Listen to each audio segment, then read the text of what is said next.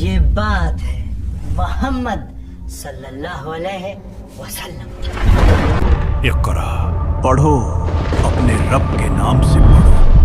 یہ بات ہے اس جنگ کی جس نے عربیہ کی ہسٹری کو بدل کر رکھ دیا۔ کوئی نہیں بچنا چاہیے، نبی ابراہیم کی نسلوں کو ختم کر دو۔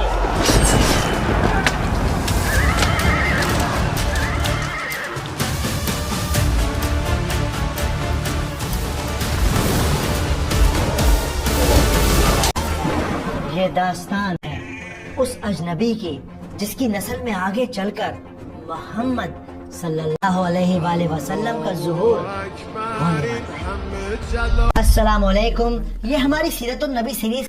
پچھلے ایپیسوڈ میں ہم ملے رسول اللہ صلی اللہ علیہ وآلہ وسلم کی نسل میں پیدا ہونے والے لڑکے زید سے۔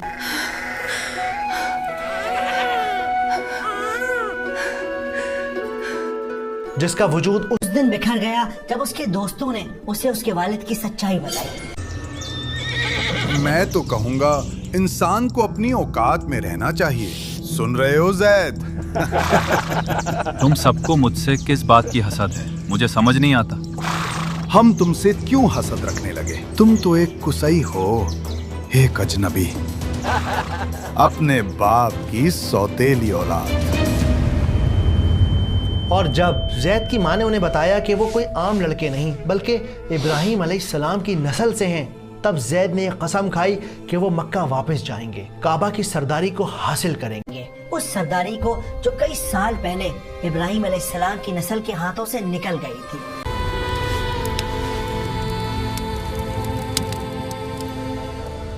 اب آگے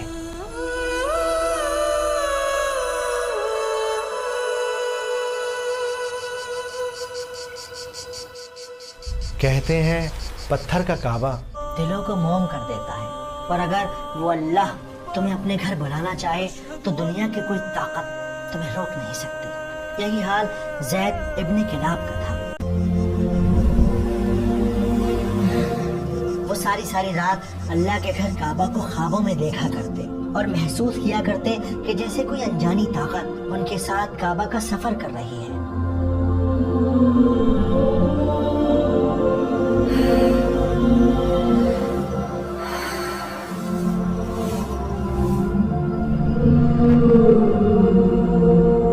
زید اب تک اس گالی کو نہیں بھولے تھے جو انہیں ان کے دوستوں نے دی تھی، لیکن جانے انجانے وہ گالی ہی ان کی طاقت بن گئی تھی، اور دیکھتے ہی دیکھتے وہ وقت قریب آ گیا جب زید نے مکہ جانے کا سامان باندھ لیا۔ ان کی ماں فاطمہ کے آنسو تھے کہ تھمنے کا نام ہی نہیں لے رہے تھے۔ سوتیلے باپ نے اس جوان بیٹے کو آخری بار سینے سے لگا دیا۔ سفر لمبا ہے زید، اپنا خیال رکھنا۔ اور زید ماں کی آنچل سے دور چلتی ہے، ایک کبھی نہ ختم ہونے والی جدائی کے راستے پر۔ آج کی اس جدائی میں آنے والے کل کی ہسٹری چھپی ہوئی تھی۔ زید نکل پڑے تھے نبی ابراہیم علیہ السلام کی اس دعا کو پورا کرنے جو اللہ کے خلیل نے کعبہ کو بناتے وقت مانگی تھی۔ شام کی ہری بھری ٹھنڈی وادیوں کو پیچھے چھوڑ کر زید چٹانوں والے مکہ کی طرف تیزی سے بڑھنے لگے۔ سفر لمبا تھا، ریت کی آندھی تھی، نیند اور تھکن زید پر بری طرح سے سوار تھی۔ آسمان کا چڑھتا سورج زید کے جسم کو جھلسا رہا تھا، پر زید رکے نہیں، وہ اپنی منزل کی طرف دوڑتے چلے گئے۔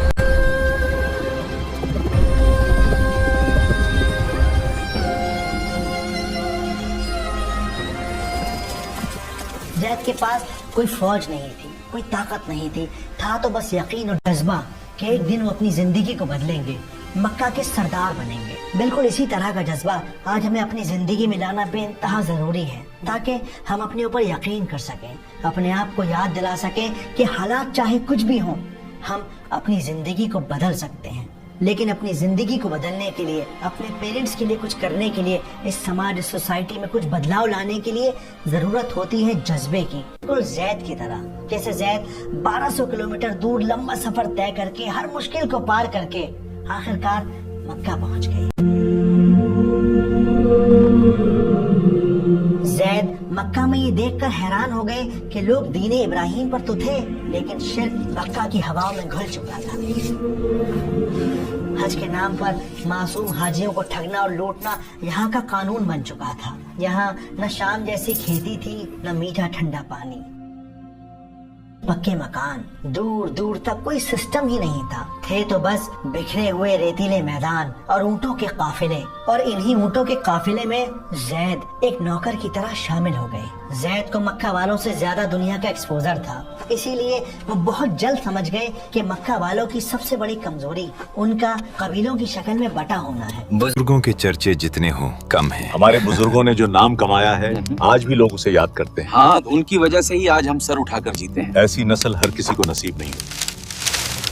ए लड़के, सुबह सफर से पहले ऊंटों को खाना पानी खिलाकर तैयार रखना, ये तेरी जिम्मेदारी है।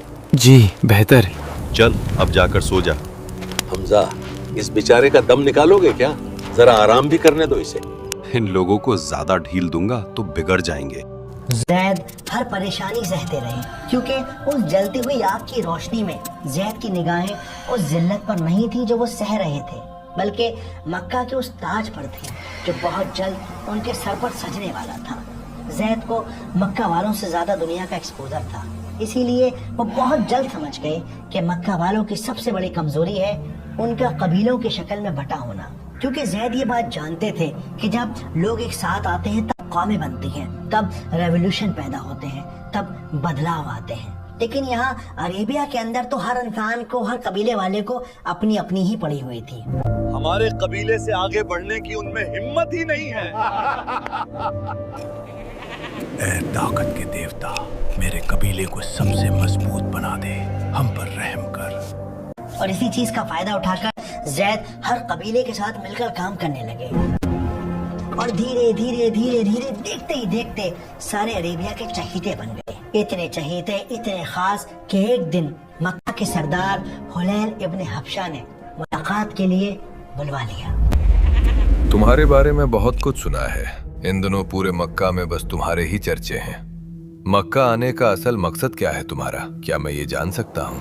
जी बिल्कुल। असल में मक्का की मिट्टी की कशिश ही कुछ ऐसी है जो मुझे यमन से मीलों दूर यहाँ खींच लाई। यमन के लोगों के तौर तरीके हमसे काफी अलग हैं। वो अहले दानिश हैं, खेती बाड़ी और कामकाज की गहरी समझ रखते हैं, लेकिन उनका गुरूर मुझे बिल्कुल पसंद नहीं। गुरूर तो उस खोखले इंसान का हथियार है जिसके पास अपनी काबिलियत साबित करने के लिए कुछ और नहीं होता। लाजवाब हो तो तुम यमनी, लेकिन तुम्हारी बातों और मिजाज से मक्का की खुशबू आती है। शायद यही वजह है कि वो लोग मुझे कुसई कहते हैं। कुसई? जी कुसई। तुम्हारा पूरा नाम क्या है? कुसई इब्न कलाब। आज से तुम हमारे साथ काम करोगे। शुक्रिया, ये मेरे लिए इज्जत का मुकाम है। कुसई यानी जैद हुलैल के अंडर में काम करने लगे, और थोड़े ही वक्त में अपनी अक्लमंदी, अपने अखलाक, अपनी दानिशमंदी से वो हुलैल के खास हो गए। इतने खास कि हुलैल अपने बेटों से ज्यादा कुसई पे भरोसा करने लगे। याद रखिए कि जो चीज विरासत में मिलती है ना, उसकी इंसान अक्सर कदर नहीं करता, चाहे वो पढ़ाई हो, चाहे वो पैसा हो, चाहे वो माल दौलत हो, चाहे वो शोहरत हो, कुछ भी हो। लेकिन जिस इंसान के पास वो चीजें मौजूद नहीं होती, वो उसके लिए मेहनत करता है, पसीना बहाता है। बिल्कुल यही हाल कुसई का था। हुलैल के अपने लड़के काबा के आसपास ऐशो आराम की जिंदगी गुजारते, दिन रात शराब पीते। वहीं दूसरी तरफ जैद थे। जैद का मकसद बड़ा था, उन्हें काबा का सरदार बनना था, इसीलिए वो दिन रात काबा की खिदमत में लगे रहते। बरसों पहले दी गई गाली आज भी उनके अंदर आग की तरह जल रही थी, लेकिन उन्होंने इसी गाली को अपनी ताकत, अपनी पहचान बना लिया। एक अजनबी की इस बेलौस मेहनत को देखकर अरब वालों के दिलों में कुसई के लिए बहुत ज्यादा इज्जत पैदा हो गई। देखते ही देखते जैद मक्का वालों के अजीज और हुलैल के सबसे भरोसेमंद हो गए, यानी हुलैल के राइट हैंड हो गए। और पूरे अरेबिया के अंदर अभी चर्चे होने लगे कि किसी सूरत हाल कुसई के साथ रिश्ता जोड़ा जाए। अगर आपको मुनासिब लगे तो कुसई से अमीरा के लिए बात कीजिए। मैं देखता हूँ। मैं सोच रहा हूँ तेरी बहन का रिश्ता कुसई से जोड़ दें। अगर ये हो गया तो हम भी सरदार के करीबी बन जाएंगे। भाई कुछ भी हो, किसी कबीले में कुसई जैसा नरम दिल मर्द नहीं है। हाँ सही कहा। लेकिन कुसई किसी वाहवाही के लिए नहीं, बल्कि एक मकसद को लेकर अरेबिया आए थे, और इसी मकसद के चलते उन्होंने एक मुहिम शुरू की। वो मक्का के अलग अलग इलाकों में जाकर हजरत इब्राहिम अलैहिस्सलाम की नस्ल के लोगों को एकजुट करने लगे। वो उन्हें जगाते और उन्हें याद दिलाते कि जिस मुकद्दस जमीन से वो दूर हैं वो दरअसल हजरत इब्राहिम अलैहिस्सलाम की है, और अब वक्त आ गया है कि ये लोग एक साथ जुटकर मक्का की जमीन पर रहें। कुसई एक विजनरी लीडर थे। उन्हें अंदाजा था कि एक न एक दिन ऐसा आएगा जब उन्हें नबी इब्राहिम अलैहिस्सलाम की नस्ल के लोगों की जरूरत पड़ेगी। उन लोगों की जरूरत पड़ेगी जो लोग असल में उनके अपने हैं। और यही वजह थी कि वो यानी कुसई इन लोगों को, इब्राहिम अलैहिस्सलाम की नस्ल के लोगों को एक साथ जमा करने में लगे हुए थे। और धीरे धीरे धीरे कुसई का इम्पैक्ट इतना जबरदस्त इन लोगों पे रहा कि इब्राहिम अलैहिस्सलाम की नस्ल के लोग मक्का की तरफ माइग्रेट करने लगे, मक्का के आसपास के इलाकों में आकर बसने लगे। जैद, तुम अपनी बात कह सकते हो, सब तुम्हें सुन रहे हैं, कहो। जी शुक्रिया। ऐ मेरे भाइयों, मैं जैद उस अजीम नबी इब्राहिम की नस्ल से हूँ जिन्होंने इस दुनिया में अल्लाह का घर काबा तामीर किया था। आज मैं आपसे एक सवाल करने आया हूँ। जिस मुकद्दस घर को हमारे बुजुर्गों ने सारी इंसानियत के लिए बनाया था, आज हम खुद ही उससे इतने दूर क्यों हैं? वो हमारी विरासत है और अफसोस कि आज हम अपनी ही जमीन से भटके हुए हैं। आइए मेरे साथ लौट चलिए अपनी असल मिट्टी की तरफ, ताकि हम वहां फिर से बस सकें, मक्का की क़यादत कर सकें, बिल्कुल वैसे जैसे नबी इब्राहिम चाहते थे। अपनी पहचान और अपनी जिम्मेदारी को समझिए। आइए मेरे साथ हिजरत कीजिए। रहीकुल मखतूम और बाकी सीरतुन नबी और क्लासिकल हिस्ट्री की बुक्स में ये बात मेंशन है कि अरेबिया के अंदर ये माहौल इस तरह से था कि वहाँ सरदार की ताकत ऐसी होती थी जैसे कोई डिक्टेटर हो, उसके सामने कोई बोल नहीं सकता था, वो जो चाहे वो कर सकता था। कबाइली सरदारों का दर्जा अपनी कौम में बादशाहों जैसा था। सरदार को वही मुतलकुल अनानी और इस्तिबदाद हासिल था जो किसी डिक्टेटर को हासिल हुआ करता है। बाज़ सरदारों का ये हाल था कि अगर वो बिगड़ जाते तो हज़ारों तलवारें ये पूछे बगैर बेनियाम हो जाती कि सरदार के गुस्से का सबब क्या है। हिस्टोरियंस के अकॉर्डिंग कुसई ने मक्का की सरदारी के लिए एक ऐसा मास्टर स्ट्रोक खेला जिससे वो मक्का की सरदारी के तख्त के बिल्कुल करीब आकर खड़े हो गए। उन्होंने हुलैल इब्न हब्शा की बेटी हुब्बा से शादी कर ली। ए काबा के परवरदिगार, कबूल कर। सरदार हुलैल, क्या शादी की रस्म शुरू करने की इजाजत है? आपको इजाजत है, रस्म शुरू कीजिए।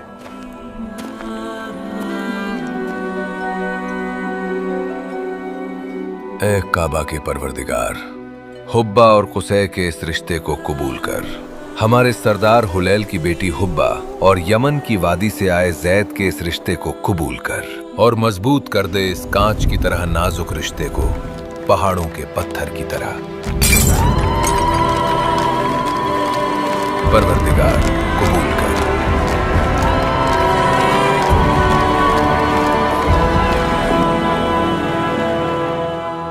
इस शादी ने रातों रात कुसै की किस्मत को बदल कर रख दिया। वो आम सा लड़का जो यमन की गलियों से रोते हुए चला था, आज मक्का के खास लोगों में गिना जाने लगा।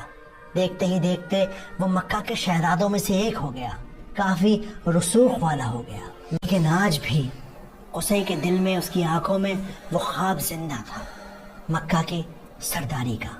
गुजरते वक्त के साथ कुसै के 4 बेटे और 2 बेटियां हुई और शादी के बाद भी कुसै ने मक्का की खिदमत में कोई कमी ना आने दी। वो उसी जद्दोजहद, उसी लगन से मक्का के लिए, मक्का के लोगों के लिए काम करते रहे जिस तरह वो पहले की तरह किया करते थे। और इसी खिदमत के बीच वो अब भी अरेबिया के अलग अलग इलाकों में जाते रहे अपनी उस मुहिम को लेकर कि नबी इब्राहिम अलैहिस्सलाम के लोग आकर मक्का में बसें, आस पास काबा के इलाकों में रहें और एकजुट होकर एक यूनिटी, एक ताकत, एक कौम बने। और फिर वक्त ने करवट ली, एक ऐसी करवट जो कुसै के हक में बेहतर साबित हुई। हुलैल इब्न हब्शा इस दुनिया से रुखसत हो गए और हुलैल के इंतकाल के साथ सारे मक्का के अंदर ये शोर हो गया कि मक्का की ताकत का ताज अब किसके सर पर सजेगा। कुछ एलीट्स का कहना था कि मक्का की सरदारी उसूलन हुलैल के सगे बेटों को मिलना चाहिए, लेकिन अवाम के दिल पर कुसै राज करते थे। عوام عام لوگ یہ چاہتے تھے کہ قصی کو سرداری ملے، کیونکہ قصی ہمیشہ مکہ والوں کے لیے، عرب کے لوگوں کے لیے سچے دل سے کام کرتے ہیں، جبکہ حلیل کے اپنے بچوں نے آج تک مکہ والوں کو جھانک کر نہیں دیکھا۔ قصی ہم سب کا خیال رکھتا ہے، ہر اچھے برے وقت میں ہمارے کام آتا ہے۔ میرے حساب سے قصی کو ہی مکہ کا سردار بننا چاہیے۔ میری رائے آپ سب سے الگ ہے۔ سرداری کوئی بچوں کا کھیل نہیں کہ جسے چاہا دے دیا۔ کسی پرائے کو ہم اپنا سردار نہیں بنا سکتے۔ میں چاہتا ہوں کہ قصی ہی ہمارا سردار بنے۔ پر طاقت ایسی چیز ہے جو مانگنے سے نہیں ملتی، بلکہ اس کے لیے جد و جہد کرنی پڑتی ہے، کوشش کرنی پڑتی ہے، اور کبھی کبھی جنگ بھی کرنی پڑتی ہے۔ حلیل ابن حبشہ کے بیٹوں نے قصی کو یہ طاقت دینے سے، یہ سرداری دینے سے صاف منع کر دیا اور اعلان کر دیا کہ وہ اس کے لیے جنگ کریں گے، چاہے قصی کا خون ہی کیوں نہ بہانا پڑ جائے۔ کیا کہا؟ وہ سردار بنے گا؟ جنگ کا اعلان کرو، آج فیصلہ ہو کر رہے گا، یا تو ہم جیتیں گے یا قصی۔ جنگ کا اعلان ہو چکا ہے، چلو قصی کا سامنا کرتے ہیں۔ تو نوبت یہاں تک آ پہنچی ہے، اگر وہ جنگ چاہتے ہیں تو جنگ ہی صحیح۔ شاید ان نادانوں کو ابھی تمہاری اصلی طاقت کا اندازہ نہیں ہے۔ قصی جانتے تھے کہ ایک نہ ایک دن ایسی نوبت ضرور آئے گی، اسی لیے وہ کئی سالوں سے اس کی تیاری کر رہے تھے۔ وہ عربیہ کے الگ الگ علاقوں میں جا کر نبی ابراہیم علیہ السلام کی نسل کو جمع کر رہے تھے، اور آج وہ موقع تھا جب یہ لوگ ان کے کام آنے والے تھے۔ ابن ہشام اپنی کتاب میں مینشن کرتے ہیں کہ عربیہ کی ہسٹری میں یہ وہ پہلا موقع تھا جب ان لوگوں کو قریش کہا گیا، کیونکہ یہ سارے کے سارے لوگ، نبی ابراہیم کی نسل کے سارے لوگ قصی کے پیچھے آ کر کھڑے ہو گئے، ان کے لیے جان دینے کو تیار ہو گئے۔ میں آپ سے پوچھنا چاہتا ہوں، کیا آپ اس جنگ میں میرے ساتھ کھڑے ہیں؟ قصی، تم نے نبی ابراہیم کی نسلوں کو ایک کیا ہے، اب ہم تم سے الگ نہیں۔ بیٹے قصی، ہم سب تمہارے پیچھے کھڑے ہیں، تم بے فکر آگے بڑھو۔ اور پھر وہ دن آ گیا جب خون بہنا تھا، جب فیصلہ ہونا تھا مکہ کی سرداری کا۔ کوئی نہیں بچنا چاہیے، نبی ابراہیم کی نسلوں کو ختم کر دو۔ ایک طرف صدیوں کی سرداری بچانے کی ضد تھی، تو دوسری طرف اپنا حق چھین لینے کا جنون۔ کتابوں میں یہ بات مینشن ہے کہ یہ جنگ بہت بڑی نہیں تھی، بہت چھوٹی، بہت کم دن چلنے والی جنگ تھی، پر اس کا انجام پورے عربیہ کا نصیب طے کرنے والا تھا۔ جس زید کو کبھی اس کے اپنوں نے قصی نام کی گالی دے کر ٹھکرا دیا تھا، آج اس پرائے زید نے اپنے خون سے مکہ کی ہسٹری کو بدلنے کی قسم کھا لی تھی۔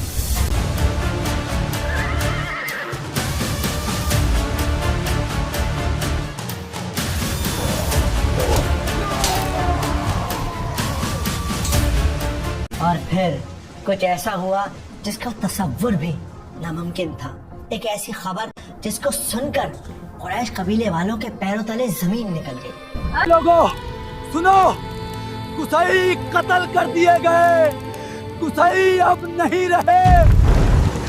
جندب صحیح کہہ رہا ہے، ہم نے اپنی آنکھوں سے قصی کو قتل ہوتے دیکھا ہے۔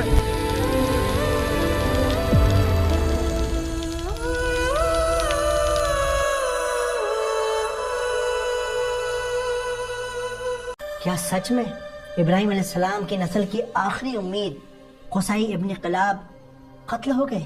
وہ معصوم سا لڑکا جو ایک خواب لے کر یمن سے چلا تھا، آج قزاح قبیلے کے ہاتھوں مارا گیا۔ اگر ہاں تو نبی ابراہیم علیہ السلام کی نسل میں وہ کون شخص اٹھے گا جو کعبہ کی سرداری کو واپس حاصل کرے گا؟ اور سب سے بڑا سوال، رسول اللہ صلی اللہ علیہ وآلہ وسلم کی نسل تک پہنچنے والے خون کے اس سلسلے کو آگے کون بڑھائے گا، اور کس طرح ہم وہ دن دیکھیں گے جب آپ صلی اللہ علیہ وآلہ وسلم کا ظہور اس دنیا میں ہوگا۔